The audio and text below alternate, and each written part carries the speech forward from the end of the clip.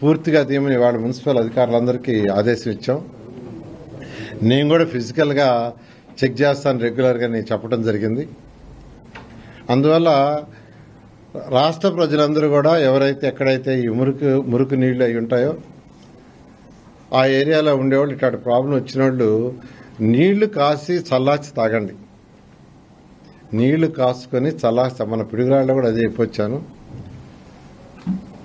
అందువల్ల ప్రతిసారి మనకి ఈ ప్రాబ్లమ్స్ పోవాలంటే ఖచ్చితంగా under ground drainage system, under ground drinking pipe lines రావాలి. దానికి 2014-19లో ఏషియన్ ఇన్ఫ్రాస్ట్రక్చర్ ఇన్వెస్ట్మెంట్ బ్యాంక్ ద్వారా 5,350 కోట్లతో ప్రాజెక్టు శాంక్షన్ చేయించాం.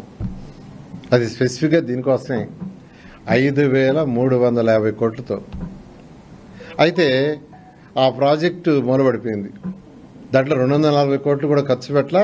మన June 30కి డేట్ అయిపోయింది, ఎక్స్పైర్ అయిపోయింది. మళ్ళా దాన్ని ఎక్స్టెండ్ చేయమని రిక్వెస్ట్ చేసాం. వాళ్ళు ప్రస్తుతం 1 మంత్ ఎక్స్టెండ్ చేశారు. ఇప్పుడు మళ్ళీ దాని ఒక 2 years ఇవ్వమని అడుగుతున్నాం. ఆ ప్రాజెక్ట్ కానీ వస్తే 57 మున్సిపాలిటీస్లో ఆల్మోస్ట్ 100% మనకు ఈ drains problem, drinking water problem పూర్తిగా పోతుంది. దానికోసం ట్రై చేస్తున్నాం. అదేవిధంగా మున్సిపల్ శాఖకు సంబంధించిన జనరల్ ఫండ్ అంతా CFMSలు మొత్తం వాడేశారు గత ప్రభుత్వం. ఖజానా ఖాళీ మున్సిపాలిటీది. దానికి కూడా సీఎం గారితో యాక్చువల్గా డిస్కస్ చేస్తున్నాం ఎలా చేయాలనేది. ఈ ఫండ్స్ రిలీజ్ అయితే అన్ని మున్సిపాలిటీస్కి వాళ్ళకి చేయాల్సిన ఫండ్స్ రిలీజ్ చేసి అక్కడ ఏదైతే వర్క్లు ఆగిపోయి ఉండాయో అమృత్ 1, అమృత్ 1 టైం అయిపోయింది కానీ 100% పూర్తి చేయాల. అమృత్ 2 అయితే అసలు ఆల్మోస్ట్ టేకప్ చేయాల. ఎందుకంటే స్టేట్ గవర్నమెంట్ షేర్ వేయాలి, మున్సిపాలిటీ షేర్ వేయాలి. గత ప్రభుత్వం ఆ షేర్ ఇవ్వనందువల్ల ఆ వర్క్లన్నీ పూర్తిగా ఆగిపోయినాయి. ఎక్కడైనా ఒక మున్సిపాలిటీలో ప్రజలు ఫస్ట్ కోరుకునేది ఏంటంటే ఒక రోడ్డు, వేస్ట్ వాటర్ పోయే డ్రైనేజీ, డ్రింకింగ్ వాటరు, ఎలక్ట్రిసిటీ. ఈ 4 ఏ ప్రజలైనా కోరుతుంది. ఈ మినిమం చేయడానికే అమృత్ ప్రాజెక్టు కావచ్చు, ఏషియన్ ఇన్ఫ్రాస్ట్రక్చర్ ఇన్వెస్ట్మెంట్ ప్రాజెక్ట్ కావచ్చు తీసుకొచ్చింది.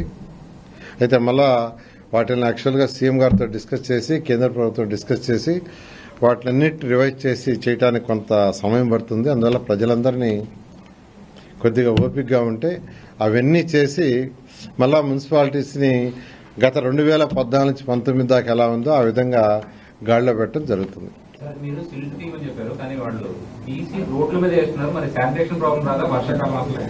అది కూడా యాక్చువల్గా ఇవాళ మున్సిపల్ కమిషనర్స్కి ఇన్స్ట్రక్షన్ ఇచ్చాం. సిల్ట్ తీయటం కాదు, తీసిన సిల్ట్ పక్కనేస్తానే అది 24 hours వాటర్ అంతా పోతుంది. దాన్ని ఇమీడియట్గా తీయాలని చెప్పాం. నేను మొన్న పిడుగురాళ్ళు అయితే వాళ్ళకి ఇన్స్ట్రక్షన్ ఈవినింగ్ 12 hours లోపల తీయాలన్నాను. పిడుగురాళ్ళలో మొత్తం తీశారు. దాని మీద వెరీ స్పెసిఫిక్గా ఉన్నాం. మీరు ఏదైతే అడిగారో దాని మీద వాళ్ళు ఇన్స్ట్రక్షన్ ఇవ్వడం కూడా జరిగింది. సార్, అంటే అవుట్ ఫాల్ ట్రైన్స్ లో ఏదైతే జేసీబీ ప్రొక్లైన్ పెట్టి తీస్తారు, అది యాక్చువల్లీ చాలా మున్సిపాలిటీలన్నీ చిన్న అంటే 1 feet నుంచి 9 inch ట్రైన్స్ ఉంటాయి.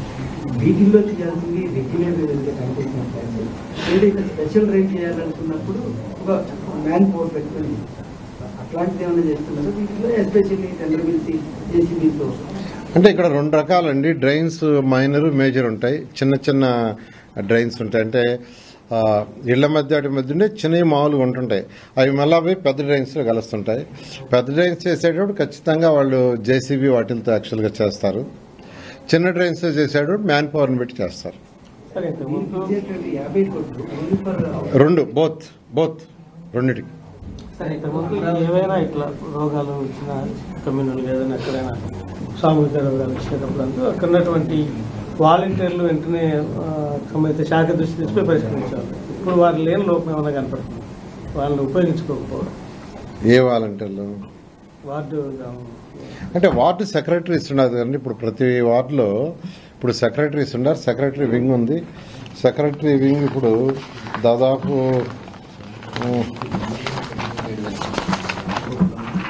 7,500 వార్డు